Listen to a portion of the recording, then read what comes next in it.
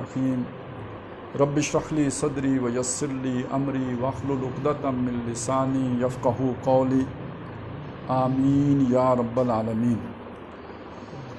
اللہم صلی علی محمد وعلی آل محمد کما صلیت علی ابراہیم وعلی آل ابراہیم انک حمید مجید۔ اللہم بارک علی محمد وعلی آل محمد کما بارکت علی ابراہیم وعلی آل ابراہیم انک حمید مجید۔ جب ہم احادیث کا مطالعہ کرتے ہیں اور خاص طور پر ان احادیث کا کہ جو پیشن گوئیوں سے متعلق ہیں تو یہ بہت ہی مشکل سبجیکٹ ہے۔ میں نے پہلے بھی بتایا تھا کہ احادیث کا مطالعہ ویسے ہی ان کا فہم حاصل کرنا قرآن مجید کے متن کو سمجھنے سے زیادہ دشوار ہے، کیونکہ اس کے ساتھ حالات و واقعات جڑے ہوئے ہیں جو بالعموم ہمارے علم میں نہیں ہوتے، اور تقدیم و تاخیر کا مسئلہ ہوتا ہے کہ یہ بات اگر کہی گئی ہے، فرض کریں ہمارے یہاں ایک مسئلہ ہی ہے، چلے وہ امین بالجہر کا یا کوئی رفع یدین کا، تو جب نبی صلی اللہ علیہ وسلم نے یہ کام کیا تو پہلے کون سا کیا اور بعد میں کون سا کیا، آخری وقت میں کون سا کیا، تو یہ ساری چیزیں دیکھ کے فیصلہ کرنا ہوتا ہے۔ لیکن ان میں سے جو احادیث پیشن گوئیوں سے متعلق ہیں وہ اور بھی مشکل ہے۔ اس کی وجہ یہ ہے کہ پیشن گوئی کبھی بھی یعنی اس طرح نہیں ہو سکتی کہ جس طرح ہم کسی ہوئے واقعے کو بیان کرتے ہیں۔ ہمارے سامنے ایک ایکسیڈنٹ ہوا اور ہم نے دیکھا دو گاڑیاں آپس میں ٹکرائی ہیں، ہم اسے کسی اور طرح بیان کریں گے، وہ تو بالکل ایک یوں سمجھیے کہ الفاظ کی صورت میں اسے بیان کیا جا سکتا۔ لیکن ایک واقعہ علم میں آیا کل ہوگا، اس کو کوئی اندازے سے بیان کیا جا سکتا ہے، وہ اس طرح بیان ہو ہی نہیں سکتا، کیونکہ وہ واقعہ ابھی وقوع پذیر نہیں ہے۔ یہی وجہ ہے، آپ نے دیکھا ہوگا جب کوئی بندہ خواب دیکھتا ہے تو خواب میں کبھی بھی ہونے والے واقعے کو اس طرح نہیں خواب میں نظر آتا ہے جیسے کہ وہ ہوتا ہے، بلکہ یہ کہ کچھ اشارے ہوتے ہیں، اس میں کچھ کنایا ہوتا ہے۔ مشہور واقعہ ہے، مصر کے بادشاہ نے خواب دیکھا کہ 7 موٹی گئیاں ہیں جن کو 7 دبلی گئیاں کھا رہی ہیں۔ اب بظاہر جو ہے وہ مستقبل کی ایک خبر ہے، لیکن یہ کہ کوئی سمجھ میں تو نہیں آئے گا بھئی یہ موٹی گئیوں کیا چیز ہے اور دبلی گئیاں کیا چیزیں۔ وہ جس کو اس کی تعبیر معلوم ہے اس نے کہا جی یہ اصل میں 7 موٹے سال ہیں جن میں خوب غلہ ہوگا اور سب کچھ ہوگا، اور یہ کہ 7 کمزور گئیوں کا مطلب یہ ہے جس میں غلہ ولہ نہیں ہوگا، اس دوران آپ وہ جمع کیا ہوا سارا کھا جاؤ گے۔ تو اب یہ نتیجہ نکالنا آسان تو نہیں ہے نا، یہ ایک بڑا مشکل کام ہے۔ نبی صلی اللہ علیہ وسلم نے بھی مثلاً میں آپ کو بتاؤں کہ جو کچھ غزوہ احد میں ہوا، خواب میں نبی صلی اللہ علیہ وسلم کو اس کا اشارہ کر دیا گیا۔ وہ اشارہ کیسے کیا گیا کہ آپ دیکھتے ہیں کہ میں تلوار چلا رہا ہوں اور تلوار چلاتے چلاتے چلاتے اچانک تلوار ٹوٹ جاتی۔ اب اتنا تو آپ کو پتہ لگ جاتا ہے نا کہ کوئی غلط ہو گیا، لیکن جب بعد میں وہ 70 صحابہ شہید ہو گئے اور عزیمت اٹھانی پڑی، اب صحیح سمجھ میں آ گیا سب کو کہ اصل میں وہ تلوار ٹوٹنے کا مطلب کیا تھا۔ بلکہ ہمارے ہاں تو ایک کتاب چھپی تھی نا، اور تلوار ٹوٹ گئی، وہ میرا خیال ہے نسیم اجازی کی تھی شاید، تو یا آخری چٹان اور تلوار ٹوٹ گئی اور اس طرح۔ خیر اسی طرح سمجھ لیں کہ بلکہ اسی غزوہ احد کا ایک واقعہ اور بھی ہے، وہ گئیوں ہی سے یاد آ گیا کہ یہ جو 70 شہداء تھے یہ کیسے حضور نے دیکھا کہ وہ بھی آپ نے دیکھا کہ 7 گائیاں ہیں جو مردہ ہیں۔ اب کہاں 7 مردہ گئیاں اور کہاں یعنی مردہ گئیاں اور کہاں پہ شہداء، بظاہر تو کوئی آپس میں مطابقت نہیں، لیکن جب وہ واقعہ ہو جائے گا تو پھر وہ سمجھ میں آ جائے گا۔ اسی طرح سمجھ لیں مستقبل کی کوئی خبر اگر دی گئی ہے اور وہ اس پیرائے میں دی گئی ہے تو اس کا حقیقی معنی معلوم کرنا بڑا مشکل ہے۔ یہ مجھے تفصیل سے آپ کے سامنے اس لیے رکھنا پڑا کہ ہمارے ہاں بعض لوگ جو جس اصول سے قرآن مجید کو سمجھتے ہیں اسی اصول پر حدیثوں کو سمجھنے کی کوشش کرتے ہیں۔ اب جب آپ کہیں گے بھائی یاجوج ماجوج کی دیوار ہے تو اس کا مطلب پھر دیوار ہی لیں گے، دیوار میں سوراخ ہے تو اس کا مطلب سوراخ ہی لیں گے، اس سے آگے نہیں بڑھیں گے، اور پھر اس کے ساتھ کہانیاں جوڑیں گے چاٹنے والی اور صبح تک جو ہے نا انشاءاللہ نہ کہنے والی، پھر وہ سارا ایک وہ بن جائے گا۔ اگر دیوار کا مطلب لے لیں رکاوٹ، تو بھائی ان کو غلبہ پانے کے راستے میں کوئی بھی رکاوٹ ہو سکتی ہے، دیوار بھی ہو سکتی ہے، کوئی طاقت بھی ہو سکتی ہے جس نے ان کو، کوئی قوت بھی ہو سکتی ہے جس نے روک کے رکھا ہوا ہو۔ اس میں سوراخ ہونے کا مطلب اس میں کمزوریاں نہ ہیں، اچھا، اسی طرح اس میں بعض چیزیں ایسی آ جاتی ہیں جیسے کہ یاجوج ماجوج کے ذکر کے ساتھ عربوں کی ہلاکت کا ذکر آ گیا، عرب ہلاک ہوں گے۔ اب ہم سمجھتے ہیں کہ سائملٹینیسلی ہوگا، جب یاجوج ماجوج نکلیں گے تو اس کے نتیجے کے طور پر عرب ہلاک ہوں گے۔ یہ دو واقعات ہیں، دو بڑے واقعات ہیں، دونوں کو جمع کر دیا گیا بڑے ہونے کی وجہ سے، اور آپ نے ان کو آپس میں جوڑ کے تو ایک غلط چیز اپنے ذہن میں، مغالطہ آپ کے ذہن میں پیدا ہو گیا۔ ہو سکتا ہے یاجوج ماجوج بہت پہلے نکل جائیں اور عرب کے اوپر وہ افتاد بہت بعد میں جا کے پڑے۔ یہ سارے امکانات اور یہ سارے احتمالات موجود ہوتے ہیں۔ اچھا، اس کے ساتھ ایک اور علم کی ضرورت ہوتی ہے، چونکہ جو پیشن گوئیاں ہیں وہ علاقوں سے متعلق ہیں، یعنی ایک تو زمانے کا تعین کرنا تو خیر بہت ہی مشکل کام، اس کی تعبیر کرنا ایک مسئلہ ہے، زمانے کا تعین کرنا اور مشکل بات ہے، ساتھ یہ ہے کہ کچھ چیزیں علاقوں کے ساتھ بیان ہوئی ہیں تو تھوڑے بہت جغرافیے کا علم ہونا بھی ضروری ہے۔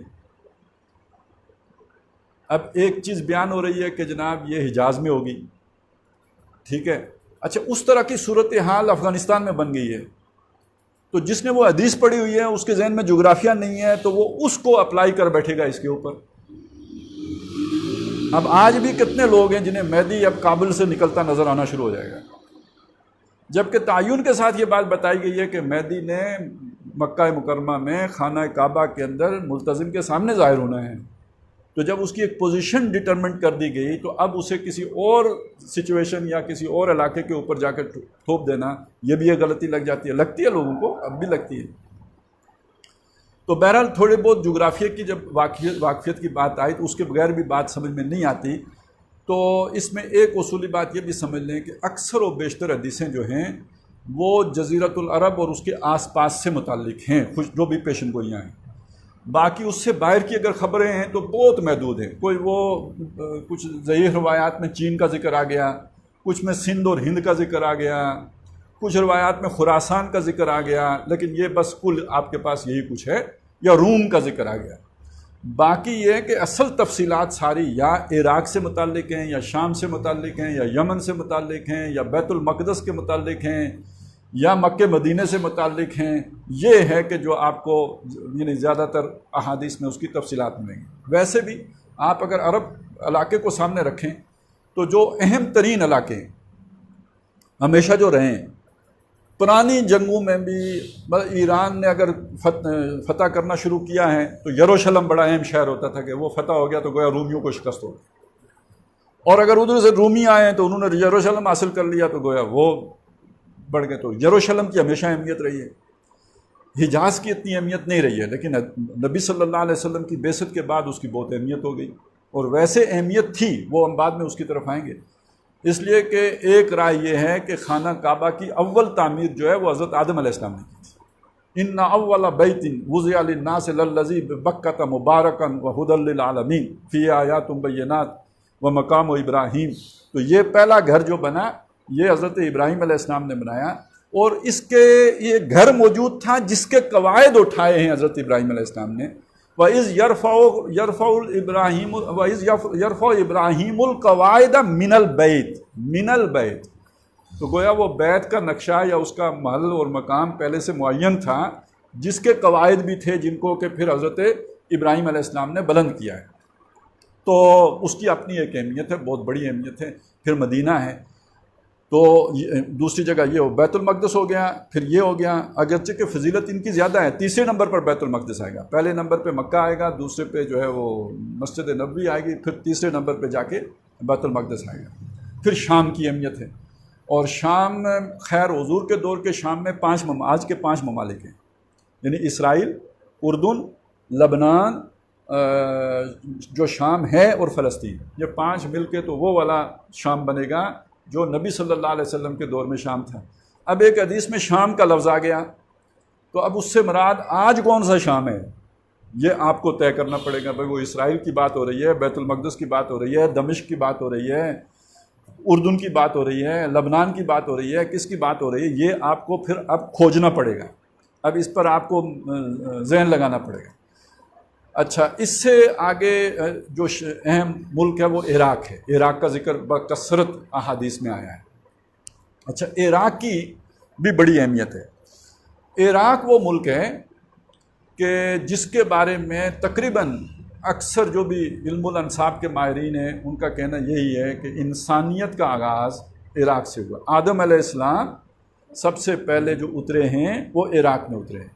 یہی ہمارا گویا ابتدائی گھر تھا اور یہیں سے پھر وہ بات آگے بڑھی ہے.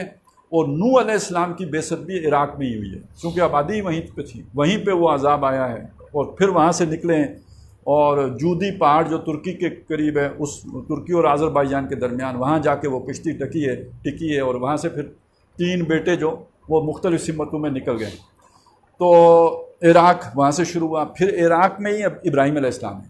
یہ نماردہ جو نمرود جس کا بادشاہ ہے نا, یہ ایک بادشاہ نہیں ہے, یہ کئی بادشاہ ہیں. نمرود کسی آدمی کا نام نہیں ہے, نمرود عہدے کا نام ہے. جیسے ہم سلطان کہتے ہیں, جیسے ہم کہتے ہیں صدر مملکت, جیسے مصر میں فرعون تھا, ایسے عراق کا جو بادشاہ تھا اسے نمرود کہتے تھے.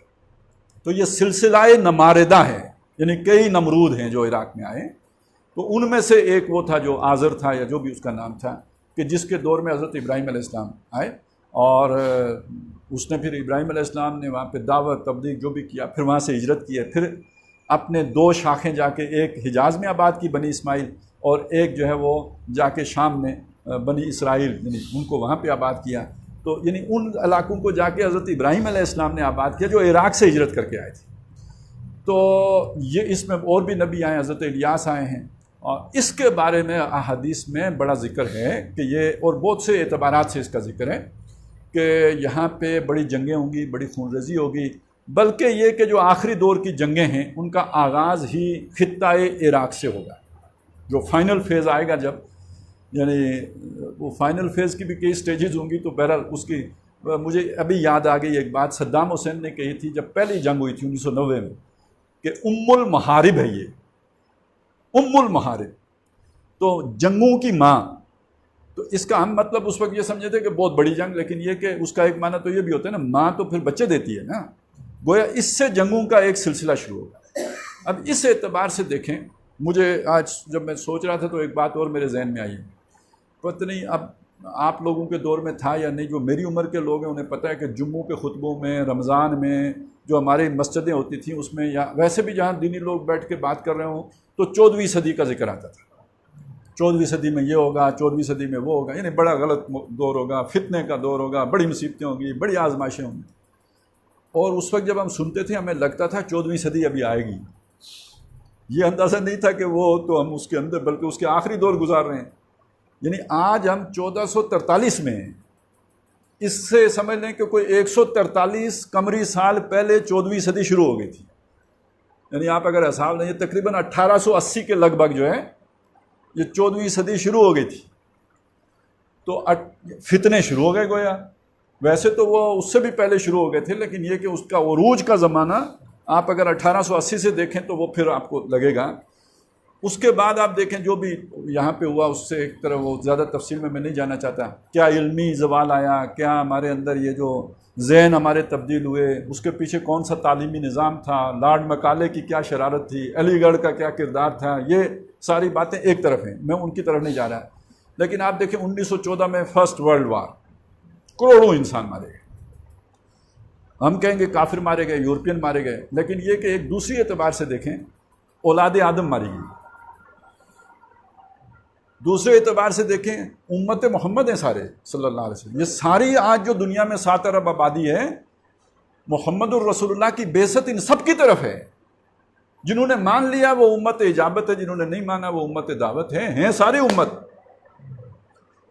تو رحمت للعالمین کی امت کروڑوں میں ماری گئی, رب العالمین کی مخلوق کروڑوں میں ماری گئی. یہ فرسٹ ورلڈ وار ہے 1914 سے 1919 تک. پھر بیچ میں کچھ عرصہ وہ امر رہا, پھر سیکنڈ ورلڈ وار آ گئی. وہ 6 سال وہ چلی, 5 سال یہ چلی, 6 سال وہ چلی, اور اس میں پھر کروڑوں لوگ مرے. اب وہاں اس کے بعد اگر آپ آگے دیکھیں تو پھر ایک فتنہ آیا امت میں تفرقے کا, اور یہ تفرقہ آج تک ہم مذہبی سمجھتے ہیں, مذہبی نہیں سیاسی تفرقے کا. امت ایک وحدت تھی, کم از کم کنسپچولی تو ہم سمجھتے تھے نا کہ ہم ایک امت ہیں. اب ہو گیا جناب سب سے پہلے سعودی عرب, سب سے پہلے پاکستان, سب سے پہلے ایران. وہ جو اقبال نے کہا نا کہ یہ تو تورانی بھی ہے ایرانی بھی, تو یہ کیوں کہا کہ اب وہ نیشنلزم آ گیا. آپ کو پتہ یہ اصل میں تو نیشنلزم نے یہ خلافت کا دڑن تخت کیا تھا نا. یہ جو 1924 میں خلافت ختم کی کس نے کی؟ یہ مصطفیٰ جو ترکی کا کمال مصطفیٰ اس نے کی. وہ اس وقت کا فری میسنری تھا اور اس کے ہاتھوں ہوا. تو اس کے پیچھے جو موٹیویشن تھی وہ کیا تھی؟ ترکی نیشنلزم، ترک نیشنلزم. اس نے عربی میں اذان دینا منع کر دی، عربی میں نماز پڑھنا منع کر دی.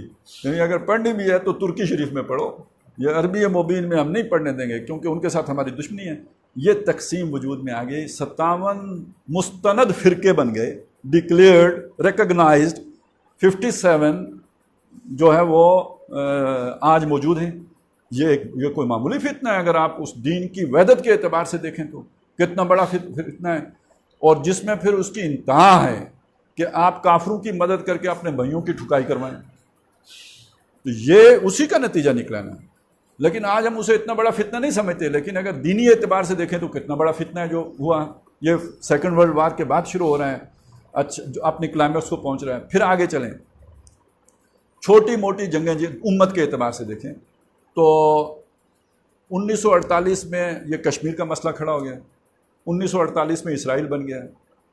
وہ بیت المقدس جو ہماری جگہ پہ یعنی اس علاقے فلسطین پہ تو قبضہ کر لیا، 67 میں انہوں نے بیت المقدس بھی ہم سے چھین لیا. ادھر 71 میں ہم سے بنگلہ دیش چلا گیا، اور پھر ہم خود نیشنلسٹ ہو گئے. وہ پاکستان کا مطلب کیا، لا الہ الا اللہ سے یو ٹرن ہو گیا. پھر 9/11 اور اس کے ساتھ ہی یہ جو کچھ نئی دنیا بن گئی. پھر نیا ورلڈ آرڈر آ گیا. اس نئے ورلڈ آرڈر میں اب اسلام کا نام لینا تو بالکل ہی ناجائز ہو گیا نا. پھر اب آپ نے سارے وہ اقدامات کرنے ہیں کہ جو مغرب کو راضی کرنے کے لیے. اس میں اگر آپ دیکھیں تو 1990 میں سے پھر ایک اور قسم کی جنگوں کا آغاز ہوا. یہ جو گلف کی پہلی جنگ ہے، جب عراق نے کویت پر حملہ کیا، اور کہتے یہ ہیں کہ وہ بھی امریکہ نے ہی اکسایا تھا، اور جب اس نے حملہ کر کے اسے ہڑپ کر لیا. کسی زمانے میں کویت عراق ہی کا حصہ تھا. اب جب ہم حدیثوں میں عراق کا ذکر پڑھیں گے تو اس میں کویت شامل ہے. یعنی جب عراق کا ذکر آئے گا تو کویت کو ہم علیحدہ نہیں کریں گے. اس زمانے کا کویت بھی عراق ہی کا حصہ تھا. یہ تو اس دوسری تقسیم، نیشنلزم کی تقسیم میں انہوں نے ان کو علیحدہ وہ ٹھیکہ دے دیا تھا نا وہ کنوؤں کا. اب اس نے ہڑپ کر لیا. جب ہڑپ کر لیا، پہلے انہوں نے گو ہارٹ دیا اور اس کے بعد جب گرین سگنل دیا، اور بعد میں پھر انہوں نے کہا اوے یہ کیا کر لیا تم نے. پھر وہی تھنے دار والا کام. پہلے پوڑی دی کہ بھائی بڑا مزہ آتا ہے، جب جیب میں ڈالی تو اس نے کہا چل ہتھکڑی، یہ تمہارے اندر سے منشیات برآمد ہوئی. یہی کام بالکل ٹھیک اسی طرح صدام کے ساتھ کیا گیا. تو اب اس کے بعد پھر دوسری جو جنگ ان پہ مسلط ہوئی، ادھر افغانستان کے ساتھ ہو گیا. آپ اسے یوں سمجھیں کہ یہ 1990 سے ایک جنگ جاری ہے. تو جب ہم یہ والی حدیثیں پڑھیں گے تو یہ سارا سیناریو ذہن میں ہوگا تو سمجھ آئے گا کہ کون سا معاملہ کب ہوا ہے اور کس ملک کے ساتھ کیسے ہوا ہے. تو میں سب سے پہلے جو منتخب کر کے لایا ہوں وہ احادیث ہیں جو عراق سے متعلق ہیں. آغاز انسانیت بھی چونکہ عراق سے ہے، اور ان والی جنگوں کا سلسلہ بھی چونکہ عراق سے شروع ہوا ہے، تو میں نے چاہا کہ آپ کے پہلے ہم ترتیب بھی یہی رکھیں کہ ان حدیثوں کا مطالعہ کر لیں کہ جو عراق سے متعلق ہیں. اور ہاں ایک ترتیب اور بھی ہے، وہ بھی ذہن میں رکھ لیں. کچھ حدیثیں وہ ہیں جو حضرت مہدی کے ظہور سے پہلے ہیں کے واقعات کو بیان کرتی ہیں. کچھ وہ ہیں جو حضرت مہدی کے ظہور کے بعد کے واقعات کو بیان کریں گے. ابھی جو حدیثیں ہم پڑھ رہے ہیں میری سمجھ کے مطابق یہ ساری وہ ہیں جو حضرت مہدی کے ظہور سے پہلے کے حالات کو ڈسکرائب کر رہے ہیں. یہ جو پہلی حدیث ہے یہ ہے عراق ہی سے متعلق ہے، اور یہ بتا یہ رہی ہے کہ یہ جنگیں شروع کیوں ہوئیں. یہ جو جنگوں کا سلسلہ ہوگا یہ ہوگا کیوں. فرمایا ان ابی ہریرہ رضی اللہ تعالی عنہ قال قال رسول اللہ صلی اللہ علیہ وسلم. حضرت ابو ہریرہ رضی اللہ تعالیٰ عنہ سے روایت ہے کہ وہ فرماتے ہیں کہ حضور صلی اللہ علیہ وسلم نے یہ فرمایا یوشک فرات ان یکسر کنز من ذہب. اندیشہ ہے، توقع ہے، یہ اس دونوں طرح سے اس کا معنی کر لیں کہ فرات جو ہے ان یکسر وہ ہٹ جائے گا، یعنی یا تو وہ رستہ بدل لے گا یا خشک ہو جائے گا. لفظی معنی کر رہا ہوں، یعنی وہ سوکھ فرات دریا ہے. تو فرات کہاں پہ؟ عراق میں ہے. بلکہ یہ کہ دجلہ و فرات، یہ اس کو دجلہ و فرات کی تہذیب کہتے ہیں، جیسے گنگا جمنا تہذیب ہے، جیسے ہماری سندھ کی تہذیب ہے، اس کو یہ ویسے تو دیکھیں نا، یہ ہم کشمیر جاتے ہیں تو یہ وادی جیلم ہے، تو یہ وادی نیلم ہے، یہ دریا کے ساتھ ہی جڑی ہوئی ہیں نا، لیکن پورا اگر اس پورے خطے کو دیکھیں گے تو یہ ساری وادی سندھ کہلائے گی، کیونکہ یہ سارے دریا جا کے سندھ میں شامل ہو جاتے ہیں، بلکہ دریائے کابل سمیت یہ جو کابل کا علاقہ ہے اس کو بھی سندھ کی وادی ہی میں شامل کیا جاتا ہے، یہ پوری وادی سندھ بن جائے گی۔ تو اسی طرح جو عراق پورا ہے اس کو اگر آپ دریاؤں کے نام سے موسوم کریں گے تو فرات و دجلہ و فرات کی تہذیب ہے۔ تو یہ جو فرات ہے یہ سوکھ جائے گا یا رستہ بدل لے گا اور وہ ظاہر کر دے گا کنز من ذہبن، سونے کا کوئی خزانہ پہاڑ، بڑا پہاڑ جو ہے وہ ظاہر کر دے گا۔ فمن حضرہ فلا یاخذ منہ شیئا، تو جو کوئی وہاں موجود ہو وہ اس سے کوئی شے نہ لے۔ اب دیکھیے میں نے جو تفصیل آپ کے سامنے رکھی تھی اس کو ذہن میں لے کے آئیں، اب اس کا آپ لفظی معنی لے لیں، واقعی سونے کا پہاڑ نکلے گا، تو پھر نہ ابھی دریا خشک ہوا ہے تو نہ سونے کا پہاڑ نکلا ہے، اور انتظار کرتے رہیے، ہو سکتا ہے تعصب قیامت نہ ہو۔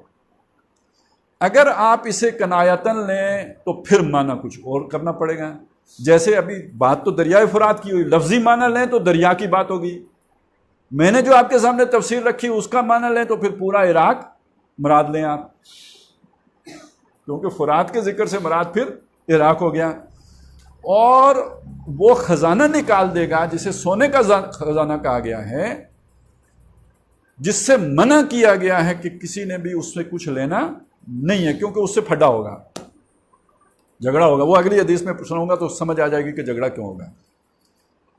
اب اس کے بارے میں آپ اگر یہ سمجھیں کہ پورے عرب میں سب سے پہلے تیل کہاں سے نکلا تھا تو آپ کو پتہ چلے گا کہ عراق سے نکلا تھا، میرا خیال ہے 1908 میں پہلا کنواں کھودا گیا تھا اور وہ عراق میں کھودا گیا، اور تیل وہ شے ہے جسے سیال سونا کہتے ہیں اور بلیک گولڈ بھی کہتے ہیں، انگریز اسے بلیک گولڈ کہتے ہیں، ہمارے ہاں سیال سونا، یعنی سیال وہ شے جو بہتی ہو، لیکوڈ، اور لیکوڈ سونا، اور ان کے محاورے میں جو ہے وہ بلیک گولڈ یعنی کالا سونا۔ تو آج کی دنیا میں تیل کی اہمیت کیا ہے اس کا اندازہ آپ کو اس سے ہوگا کہ اگر آپ کسی ملک کا تیل بند کر دیں تو اس کے ساتھ کیا ہو، نہ گاڑیاں چلیں گی، نہ بجلی ہوگی، اب تو وہ سارا فرنس آئل سے ہی بجلی بھی ہے نا، گاڑیاں اب اگرچہ کوشش کر رہے ہیں کہ الیکٹرانکس کی والی اور اس پہ سورج کی اس پہ چلنے والی دوسری انرجیز کی کوششیں ہو رہی ہیں، وہ کہتے ہیں ٹیکنالوجی آ گئی ہے، لیکن آج سے 20 سال پہلے کا سوچ کے نا، تو تیل ہی زندگی تھی، اس ساری ٹیکنالوجی کو زندگی دینے والی شے تیل تھا، اور اس کے بغیر آپ خلا پہ جا سکتے تھے، تیل کے بغیر آپ کے جہاز اڑ سکتے تھے، تیل کے بغیر آپ کے سمندری جہاز چل سکتے تھے، تیل کے بغیر آپ کے گاڑیاں چل سکتی تھیں، تو جاپان کی صنعت کیسے چلتی اور امریکہ کی جو ہے وہ سارے اسفار کیسے ہوتے، یہ سب حرکت جو دنیا میں ہے یہ تیل کے دم سے ہے، اور یہ وہ شے جو پہلے نہیں تھی، یہ نکلی ہے، فرات سے نکلی ہے۔ اور اب آ جائیں اس بیک گراؤنڈ پر کہ کویت کے ساتھ صدام کا جھگڑا کیا تھا۔ صدام کا جھگڑا کویت کے ساتھ کیا ہوا؟ ایران میں 1979 میں انقلاب آیا، انقلاب کی اپنی ایک یوں سمجھیے کہ ڈائنامک ہوتی ہے کہ وہ ایکسپینڈ کرتا ہے، وہ پھیلتا ہے، وہ اپنے حدود میں محدود نہیں رہتا۔ فرانس میں انقلاب آیا تھا، آج پوری دنیا میں جمہوریت ہے، اور روس میں انقلاب آیا تھا تو وہ لاطینی امریکہ تک چلا گیا تھا۔ تو جہاں انقلاب آتا ہے وہ رکتا نہیں، وہ پھیلتا ہے۔ ایرانی انقلاب نہیں تھا، وہ اصل میں کو تھا۔ ہمارے ہاں کو عام طور پہ فوجی کرتے ہیں، وہاں ملاؤں نے کر لیا، اتنا سارا فرق تھا وہ کو، لیکن چونکہ انہوں نے اسے انقلاب بنانا تھا اس لیے انہوں نے زبردستی پھیلانے کی کوشش کی اسے۔ انقلاب تو خود پھیلتا ہے، آپ نے اسے زبردستی پھیلانے کی کوشش کی، تو اس کا رستہ روکنے کے لیے سارے عربوں نے صدام کا ساتھ دے کے اس کے مقابلے میں کھڑا کر دیا کہ ان کو اپنی حدود میں رکھو، اوقات میں رکھو۔ اب یہ آپس میں جنگ میں الجھ گئے. ادھر امریکہ کو تیل سستا چاہیے تھا، اس نے کویت کو طریقہ بتایا. ٹیکنالوجی تو ساری ان کے پاس ہے نا کہ یار تمہارے کنووں سے کم نکل رہا ہے، یہ ذرا سلانٹ ڈرلنگ کر کے نا، مطلب کنواں کھودا اپنے ہاں لیکن ترچھا کھودا نکل رہا ہے عراق کے اندر سے. اور یہ جتنی عرصہ صدام صاحب جنگ میں لگے رہے، ادھر سے امریکہ کویت کے ذریعے سے نکال کے لے کے جاتا رہا. جنگ ختم ہو گئی. اب وہ جیسے وکی لیکس ہوتی ہیں، جیسے پاناما لیکس ہوتی ہیں، یہ ویسے نہیں ہوتی، اس کے پیچھے ایجنڈے ہوتے ہیں. وہ لیکس ہوئیں اور صدام تک یہ بات پہنچ گئی کہ بھائی کویت میرا تیل چوری کر کے بیچتا رہا ہے. اب صدام نے مقدمہ کھڑا کیا، جھگڑا پیدا ہوا اور امریکہ کے سامنے بات پہنچی. انہوں نے اپنی جو بھی وہ بیک ڈور ڈپلومیسی ہوتی ہے اس میں بتا دیا کہ یہ تمہارا لوکل ایشو ہے، خود نمٹا لو، ہمیں اس میں کوئی اعتراض نہیں ہوگا. انہوں نے کیا پھر خود نپٹا لیتے ہیں. وہ چڑھ گیا، اور جب چڑھ گیا تو پھر اگلی بات ہو گئی. اب حدیث میں کیا الفاظ ہیں؟ فلا یاخذ منہ شیئا، اس سے کوئی شے نہ لینا. اگر نہ لی ہوتی، اس کا لالچ نہ ہوتا تو جھگڑا ہی نہ کھڑا ہوتا. جھگڑا ہی نہ کھڑا ہوتا تو امریکہ کو یا یورپ کو یا کسی اور مغربی طاقت کو بیچ میں ملوث ہونے کا موقع ہی نہ ملتا. موقع اس لالچ نے پیدا کیا، اس حاصل کرنے نے پیدا کیا. تو اب یعنی یہ ایک واقعہ بھی اس کو طرف اشارہ کر رہا ہے کہ یہ یہاں پہ جس چیز کی طرف اشارہ کیا گیا ہے وہ فی الواقع سونا نہیں ہے، بلکہ وہ تیل ہے کہ جس کو حاصل کرنے کے چکر میں پھر آپس میں ہو گئی لڑائی. اچھا، اس میں اور بھی بہت سی چیزیں دیکھنے کی. یہ عربوں کے اندر یہ ساری خباستیں جو آج ہم دیکھ رہے ہیں یہ کب سے آنی شروع ہوئی؟ جب وہ غریب تھے؟ نہیں، یہ تیل کی دولت آنے کے بعد ان کو یہ نشے چڑھے، اس سے پہلے نہیں تھے. تو یہ فلا یاخذ منہ شیئا سے یعنی اس کی طرف بھی اشارہ ہو گیا. تو پہلی بات تو یہ ہو گئی کہ یہ کوئی حق و باطل کی جنگیں نہیں ہیں، یہ کوئی اسلام اور کفر کی جنگیں نہیں. ہاں، مسلمانوں اور کافروں کی جنگیں ضرور ہیں، لیکن اسلام اور کفر کی جنگیں نہیں ہیں. اور مسلمانوں اور کافروں کی یہ جنگ بنی کس لیے ہے؟ وہ جس سے اللہ کے نبی نے روک دیا تھا کہ اس سے کچھ بھی نہیں لینا، اس کو لینے کے چکر میں بنی. اب آپ سوچئے یہ بات کسی دنیا دار بندے کے سامنے کریں تو وہ مذاق اڑائے گا یا نہیں اڑائے گا؟ آنکھ جو کچھ دیکھتی ہے لب پہ آ سکتا نہیں. تو اب دنیا یہ اتنی بدل گئی ہے کہ یہ سچ کہنا، یہ حق کہنا اب لوگوں کو ہضم ہی نہیں ہو سکتا کہ بھئی ہمارا تیل ہم کچھ نہ لیں اس میں سے تو امریکہ لے، اس کو کھانے دیں. لیکن یہ کہ بہرحال ایک بات ہے جو اللہ کے نبی نے فرمائی ہے. اب آئیں جی اگلی حدیث کی طرف. ان ابی کعب رضی اللہ عنہ قال، انہوں نے حضرت اچھا یہ جو حدیث میں نے آپ کو سنائی ہے یہ کتاب الفتن بخاری اور مسلم دونوں میں، یہ متفقن علیہ روایت. دوسری حدیث جو ہے حضرت ابی کعب رضی اللہ تعالیٰ عنہ سے مروی ہے. قالا، انہوں نے فرمایا انی سمعت رسول اللہ صلی اللہ علیہ وسلم، میں نے سنا اللہ کے رسول صلی اللہ علیہ وسلم کو یقول، وہ فرما رہے تھے یوشک الفرات ان یقصرا، مجھے اندیشہ ہے کہ فرات جو ہے وہ ہٹ جائے گا، ان جبلن، کہ اس کے اندر سے نکل آئے گا ایک پہاڑ، جبلن پہاڑ نکل آئے گا، من ذہبن جو سونے کا ہوگا.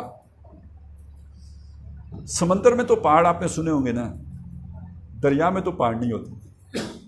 دریا پہاڑوں کے بیچ میں تو چلتا ضرور ہے، دریا کے اندر تو نہیں پہاڑ ہوتے. کوئی ٹیلا کہا ہوتا، کوئی جیسے پہلے والی حدیث میں آیا ہے تو کوئی اس طرح کی بات ہوتی. تو پھر تو یہ چیز بھی اشارہ کر رہی ہے کہ یہ باتیں ساری کنایتاً کہی جا رہی ہیں، فی الواقع پہاڑ کی بات نہیں ہو رہی ہے. من ذہبن فَإِذَا سَمِعَ بِهِ النَّاسُ، جب لوگ اس کے بارے میں سنیں گے، پتہ لگے گا کہ جی پہاڑ نکل آیا ہے، سونے کا پہاڑ نکل آیا ہے. سارو الیہ، دوڑیں گے اس کی طرف، تیزی کریں گے اس کی طرف. فَيَقُولُ مَنْ عِنْدَهُ، جو اس کے قریب، من عِنْدَهُ جو اس کے قریب ہوگا وہ کہے گا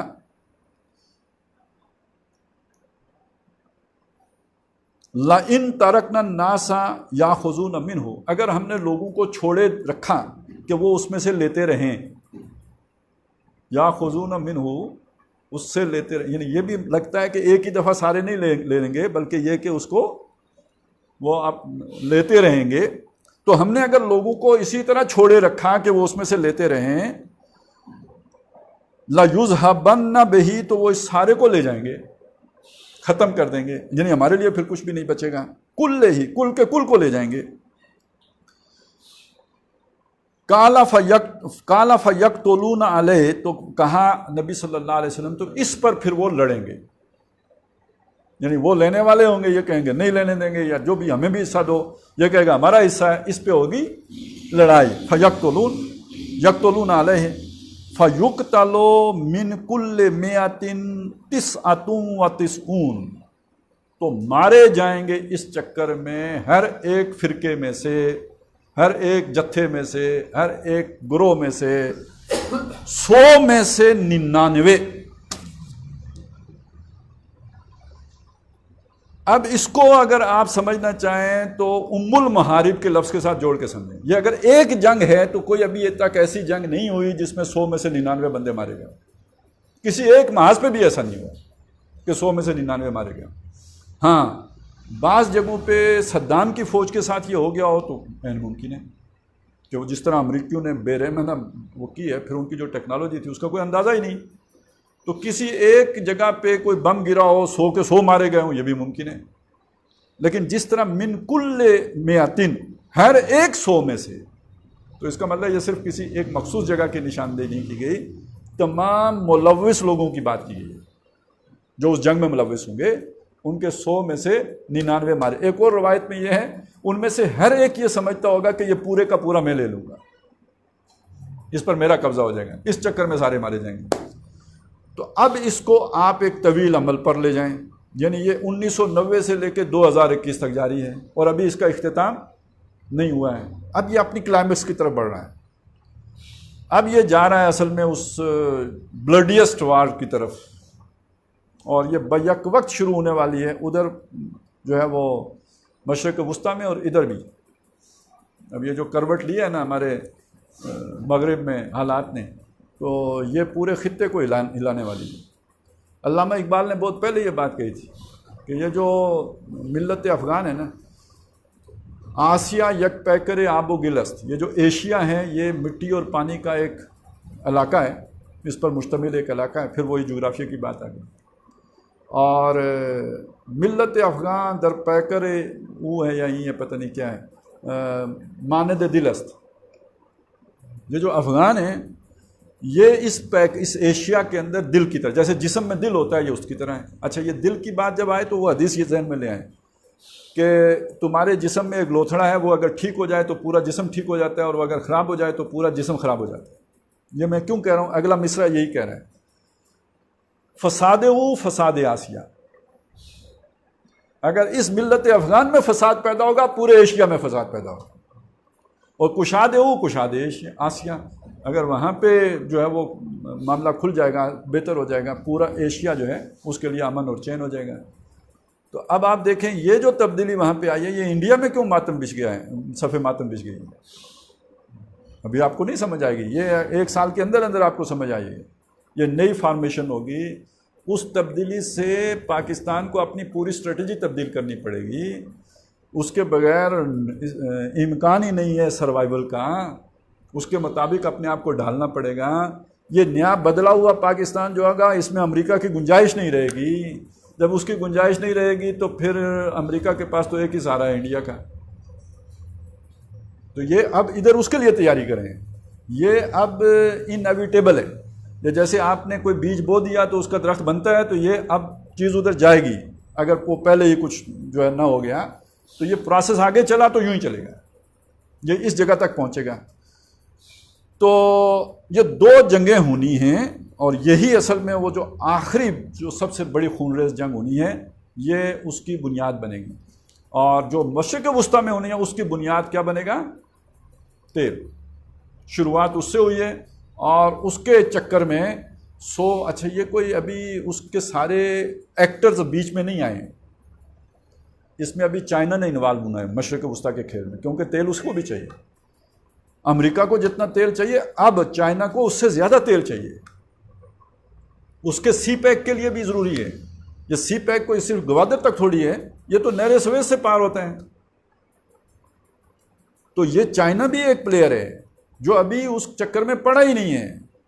تو یہ امریکہ، پاکستان، یعنی عرب، پھر اسرائیل، پھر روس، یہ کل میاتین میں اس کو شامل کریں آپ، تو یہ تو بڑی مصیبت کھانا وہاں پہ کھلنے والا ہے.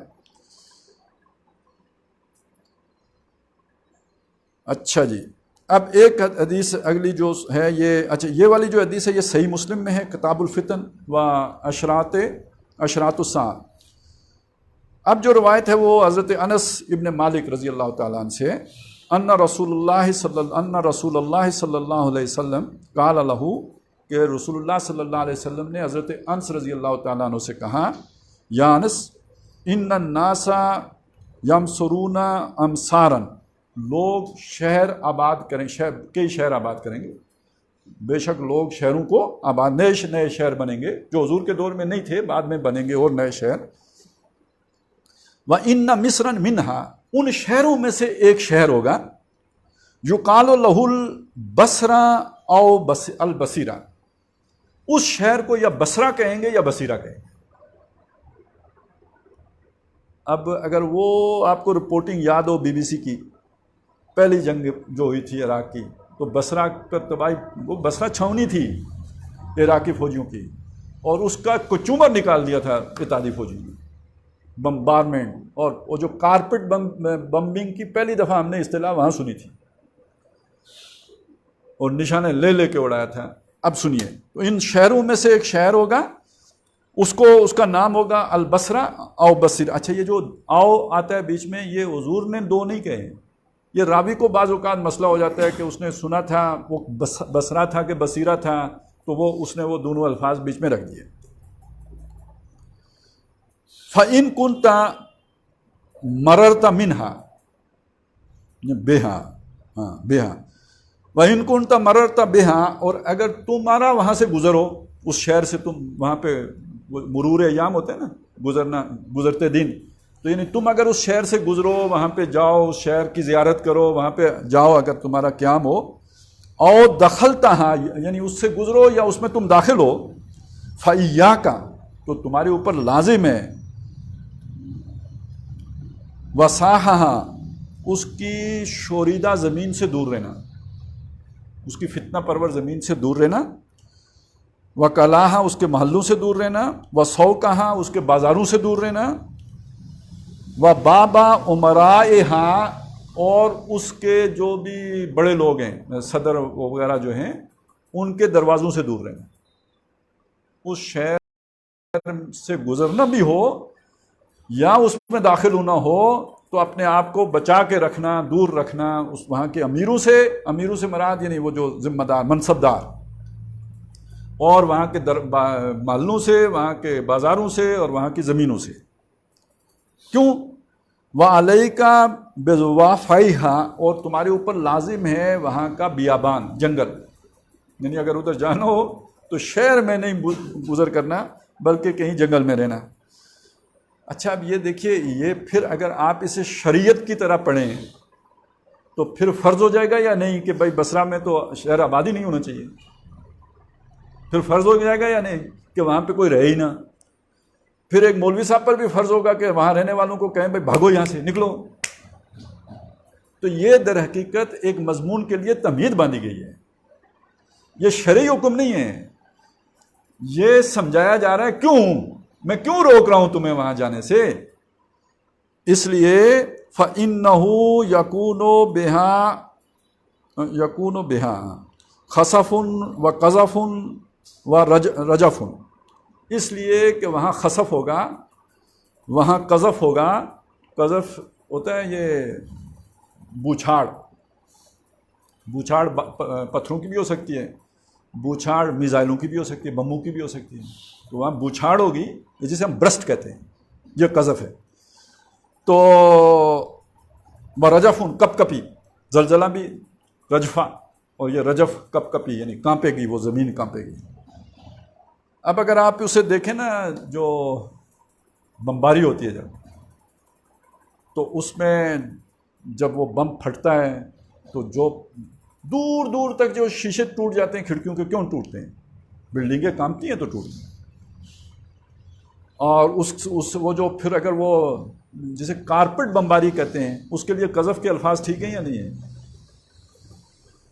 بوچھاڑ آئے گی اس کے اوپر. اور یہ کہ اس میں جو ہے خسف کہتے ہیں زمین کے دھنسنے کو. آپ کو یاد ہوگا اس زمانے میں یہ باتیں چلی تھیں کہ انہوں نے انڈر گراؤنڈ جو ہے اپنے بنکر بنائے ہوئے.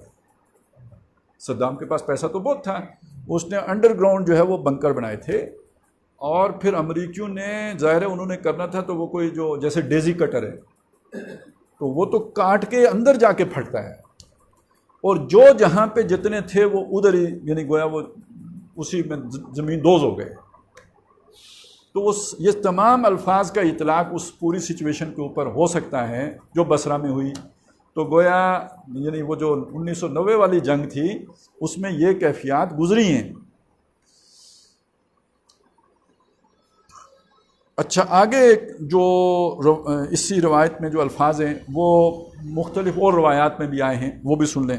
وَقَوْمٌ, وہاں ایک قوم ہوگی, یبیتون, وہ رات کریں گے یعنی کسی جگہ پہ رات وہ گزاریں گے. وَیُصْبِحُونَ قِرَدَةً وَخَنَازِيرَ, قِرَدَةٌ وَخَنَازِيرَ, وہ صبح اس حالت میں کریں گے کہ وہ خنزیر ہوں گے اور بندر ہوں گے. رات کو انسان تھے, صبح اٹھیں گے تو خنزیر اور بندر ہوں گے. اب یہاں پہ ایک بڑا مسئلہ کھڑا ہو گیا. ویسے کچھ اور روایات بھی ہیں اس کو جو تفصیل بیان کرتی ہیں, یہاں پہ تو اتنی بات آئی ہے. دوسری روایات میں یہ بات بھی آئی ہے کہ کچھ لوگ ایک پہاڑی مقام پر عیاشی کے لیے گانا بجانا, یہ وہ پینا پلانا, وہ جیسے ایک پکنک کا ماحول ہوتا ہے اس طرح وہ وہاں پہ جمع ہوں گے اور خرمستیاں ہو رہی ہوں گی. تو ان کے پاس ایک بکریاں چرانے والا آئے گا, بزدار آئے گا ان کے پاس, اور ان سے آ کر وہ مانگے گا. مطلب کوئی ظاہر ہے یہ اتنے ان کے کھانے پینے, تو وہ بھی کچھ وہ کہیں گے مذاق میں یا اس رعونت میں کہ صبح آنا, ہم تمہیں صبح دیں گے. یعنی اس کی ضرورت ابھی نہیں پورا کریں گے, اسے صبح آنے کا کہہ دیں گے. تو رات کو وہ اپنی اسی گانے بجانے مستیوں میں ہوں گے, پینے پلانے میں, تو صبح وہ اس حالت میں اٹھیں گے کہ وہ خنزیر اور بندر ہوں گے. ان کے چہرے اللہ تعالیٰ بدل دیں گے اور ان میں سے بعض قیامت تک بندر رہیں گے یا وہ خنزیر رہیں گے. اس طرح کی یعنی وہ بعض دوسری روایات میں الفاظ ہیں. اب یہاں پہ ایک مسئلہ پیدا ہوا, علماء نے جو کھڑا کیا وہ یہ کہ اللہ کے نبی صلی اللہ علیہ وسلم نے یہ دعا کی تھی کہ میری امت میں سے خنزیر اور بندر نہ بنائے جائیں, تو اللہ نے آپ کی دعا قبول کر لی تھی. تو پھر یہ حضور کی امت, یہ امت اجابت میں سے تو نہیں ہوں گے. تو اس لیے بعض لوگوں نے اس کی پھر یہ تعبیر کی ہے کہ یہ در حقیقت جو باہر کی فوجیں آئیں گی, قابض فوجیں, یہ ان کی کوئی پکنک ہو رہی ہوگی جس میں پھر ان کے ساتھ یہ معاملہ ہوگا. اب یہ یہاں تک تو ایک مطلب اس کی تشریح ہو گئی. اب یہ ہوا یا نہیں ہوا, ہو چکا ہو ہمیں نہ پتہ ہو, ہمیں خبر ہی نہ آئی ہو. ظاہر ہے خبریں تو آپ کو پتہ ہے ممتاز قادری کا اتنا بڑا جنازہ ہوتا ہے تو نہیں آتی, وہ تو جس نے آنکھوں سے دیکھا اسے پتہ ہے نا, ہو گیا. لیکن یہ کہ خبریں تو نہیں آتی. تو بڑے بڑے جلسے لوگوں کے ہو جاتے ہیں, نہیں آتی. کسی کی جلسی ہوتی ہے تو بہت بڑی خبر بن کے آ جاتی ہے. تو یہ تو یعنی میڈیا کے اس کے اختیار میں ہے, وہ چاہے تو خبر دے تو چاہے تو خبر نہ دے, اس میں ہمارا اختیار تو ہے نہیں. تو یہ بھی ممکن ہے کہ یہ واقعہ ہو چکا ہو, اور یہ بھی ممکن ہے کہ یہ ابھی ہونا باقی ہو. البتہ اس میں اس اشکال کو بھی رفع کر لیجئے کہ میری امت میں خنزیر اور بندر نہیں بنیں گے. تو اگر امت کا وہ والا معنی لیں تو پھر تو یہ ساری امت, پھر تو انگریزوں کو بھی نہیں بننا چاہیے. اگر امت کا معنی وہ والا لیں کہ میرے امتی کم از کم یار چلیں, میری سنت پر عمل نہیں کر سکتے تو میری سنت کو پسند تو کرتے ہوں. یعنی میں بہت نیچے جا کے بات کرتا ہوں. ایک آدمی داڑھی نہیں رکھتا, چلے نہیں رکھتا, لیکن وہ داڑھی کو برا تو نہیں سمجھے نا, داڑھی کا احترام تو کرے کہ محمد رسول اللہ کی سنت ہے, اتنا تو ہو. لیکن آج ہمیں حضور کی امت کے ایسے بدبخت معلوم ہیں کہ جو مذاق اڑاتے ہیں اس میں, جو شریعت کے احکام کا مذاق اڑاتے ہیں. میں آج بھی ایک صاحب کا ویلاگ سن کے آ رہا ہوں جس میں وہ کہہ رہے ہیں کہ یہ طالبان کو جو محلات میں داخل ہو رہے ہیں آپ کو بڑی خوشی ہو رہی ہے, کیا آپ پسند کرتے ہیں کہ وہ یوں ہی تلاوت کرتے ہوئے ہمارے جو ہے صدر محترم کے اس میں محل میں داخل ہو جائیں, ہمارے صدر میں داخل ہو جائیں اور آ کے ملک میں شریعت نافذ کر دیں. یعنی اس کی جو بھی ذہنی سوچ ہے اس میں تلاوت کرتے ہوئے تو وہاں نہیں جانا چاہیے نا، وہاں تو گرنتھ پڑھتے ہوئے جانا چاہیے نا، یا کوئی گانا گاتے ہوئے جانا چاہیے، سنو بھی لے چل نال وے بابو سنی گڈی والے ہیں، وہاں بسم اللہ پڑھ کے تو قدم نہیں کرنا چاہیے نا، کیونکہ وہاں اندر انہوں نے جو جمع کیے ہوئے ہوتے ہیں وہ اس قابل نہیں ہوتے کہ ان کے سامنے کوئی باوضو آدمی جائے یا کوئی نیک آدمی جائے، ان کے سامنے پھر ایسے ہی کو جانا ہے الخبیثات للخبیثین والخبیثون للخبیثات، تو پھر حریم شاہی جائے۔ تو کہنے کا مطلب یہ ہے کہ ایسے امتی بھی بدبخت اب پیدا ہو چکے ہوئے ہیں کہ جن کے نام صرف مسلمانوں والے ہیں، ان کے ذہن دہریوں سے بھی آگے نکلے ہوئے، وہ کسی نبی رسول کو ماننے، یہ عیسائی تو پھر عیسیٰ علیہ السلام اور موسیٰ علیہ السلام اور پچھلوں کو مانتے ہیں، یہودی پھر موسیٰ علیہ السلام اور ان سے پیچھے والے ساروں کو مانتے ہیں، یہ ایسے مسلمان ہیں کہ جو کسی کو نہیں، کون اللہ، کہاں ہے تمہارا اللہ، ایسے مسلمان بھی۔ تو ظاہر ہے نبی صلی اللہ علیہ وسلم کی دعا اپنے امتیوں کے لیے تھی، ان بدبختوں کے لیے تو نہیں ہے نا، یہ تو اب امت رہے کہاں ہیں، یہ تو مرتدین ہیں، یہ تو نکل چکے ہیں امت کے اندر سے۔ تو عین ممکن ہے یہ بھی کسی ہل سٹیشن پر، ہمارے قریب بھی تو ایک ہل سٹیشن ہے نا، تو وہاں بھی بڑے لوگ کھل کھیلنے آتے ہیں، تو اور بھی اب ادھر ادھر پتہ نہیں کدھر آبشار کدھر کیا بن گیا ہے ہر طرف، تو کہیں بھی یہ واقعہ پیش آ سکتا ہے کہ اللہ تعالیٰ ان کے ساتھ یہ معاملہ کر دے۔ لیکن اس حدیث میں وہ عراق کے بصرہ کے ذیل میں یہ بات آئی ہے، اب یہ بھی ممکن ہے کہ یہ اسی علاقے میں واقعہ پیش آئے، لیکن میں پہلے آپ کو بتا چکا ہوں کہ ایک ہی حدیث میں دو واقعات آتے ہیں، ان میں زمانی بعد بھی ہو سکتا ہے اور مکانی بعد بھی ہو سکتا ہے، اس کے اعتبار سے یہ بھی ممکن ہے کہ یہ واقعہ کسی اور جگہ پہ پیش آئے۔ تو بہرحال یہ آج میں نے 3 حدیثیں آپ کے سامنے رکھی جس سے اس بات کا پتہ چلا کہ اس لڑائی کا آغاز کسی اصول کی بنیاد پر نہیں ہوگا بلکہ مفاد کی بنیاد پر ہوگا، لالچ کی بنیاد پر ہوگا، حل من مزید کی اس میں ہوگا، وہ زن زر زمین کے چکر میں ہوگا۔ دوسری بات یہ معلوم ہوئی کہ اس چیز میں پڑھنے سے اہل ایمان کو اللہ کے نبی صلی اللہ علیہ وسلم نے روکا ہے، منع کیا ہے، گویا یہ ابھی حق و باطل کی جنگ نہیں ہے یا نہیں تھی۔ چلیں تیسری چیز اس میں جو ہمارے سامنے آئی کہ اس کا مرکز یقیناً اس کے آغاز کی جگہ وہ عراق ہی بنتی ہے اور وہیں سے اس کی شروعات ہوئی ہے۔ اور چوتھی بات یہ سمجھ آئی کہ یہ رکنے والا سلسلہ نہیں ہے، یہ آگے اب بڑھتا چلا جائے گا یہاں تک کہ 100 میں سے 99 اس جنگ کی نظر ہو جائیں۔ تو بہرحال اب اس میں احادیث بہت ہیں، ان کا مطالعہ کرنے بیٹھیں شاید ہم یہ اگر ساری ہی لے کے چلیں تمام واقعات کے سلسلے میں، پھر وہ یروشلم سے متعلق شام سے متعلق، تو وہ سال بھی ہمارا یہ سلسلہ ختم نہیں ہوگا۔ تو میں بس اتنا تعارف آپ کو کرا دیتا ہوں، اس کے بعد جسے شوق ہو تو وہ خود بھی مطالعہ کر سکتے ہیں۔ تو ہم نیکسٹ ٹائم انشاءاللہ تعالی پھر اس سے آگے چلیں گے۔ وہ میں ابھی طے نہیں کر پایا ہوں کہ شام کی طرف چلیں یا حجاز کی طرف چلیں یا یمن کی طرف چلیں، تو بیچ میں نجد وغیرہ بھی آ جائے گا، لیکن یہ کہ فی الحال یہ ہم دیکھ لیتے ہیں، پھر آئندہ انشاءاللہ زیادہ غالب گمان یہ ہے کہ شام سے متعلق جو احادیث ہیں ان کو بھی دیکھ لیں گے۔ بارک اللہ، اقول قولی ھذا واستغفر اللہ لی ولکم ولسائر المسلمین والمسلمات۔